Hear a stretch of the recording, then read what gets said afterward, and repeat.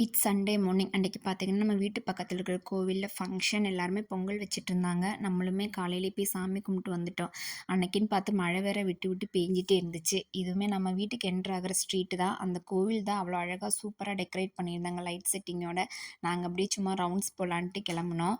இது நம்ம house owner அக்கா சார்ந்த கோவில் தான். ஸோ அவங்க அன்னைக்கு லஞ்சுக்கு வந்துட்டு இன்வைட் பண்ணியிருந்தாங்க. ஆனா நம்ம வீட்டுக்கு கெஸ்ட் வந்ததால போக முடியல. சரி டின்னருக்காவது வாங்கன்னு சொல்லி கூட்டிட்டு போனாங்க. அதுக்கப்புறம் நல்லா சூப்பரான நான்வெஜ் விருந்தா தான் இருந்துச்சு. பிரியாணி, நாட்டுக்கோழி குழம்பு, சிக்கன் கிரேவின்னு சொல்லி சாப்பிட்டுட்டு வீட்டுக்குமே எடுத்துட்டு போ சொல்லி குடுத்து விட்டுருந்தாங்க. இது அப்படியே பார்த்தீங்கன்னா, நெக்ஸ்ட் டே மார்னிங் சரி அத வேஸ்ட் பண்ண வேணான்னு சொல்லிட்டு ஹீட் பண்ணி சாப்பிடலான்ட்டு எல்லாமே ஹீட் பண்ணி எடுத்து வச்சுட்டுருந்தேன். கூடவே கொஞ்சம் ரசமும், சாதமும் மட்டும் வச்சாச்சு. அன்னைக்கு வேற எதுவுமே பெருசா சமைக்கல. ஆனா பாத்திரம் மட்டும் அவ்வளோ சேர்ந்துருச்சு. அப்படியே எல்லாமே கிளியர் அப் பண்ணிட்டு வெளியே வந்து பார்த்தா, அந்த ஹில்ஸ் ஃபுல்லா மிஸ்ட்டு. இந்த ஹில்ஸ்ல ஆக்சுவலி நம்மளுக்கு ஃபால்ஸ் வந்துட்டு விசிபிள் ஆகும். இதுல ஒரு ஒயிட் லைன் மாதிரி தெரியும் பாருங்களேன்.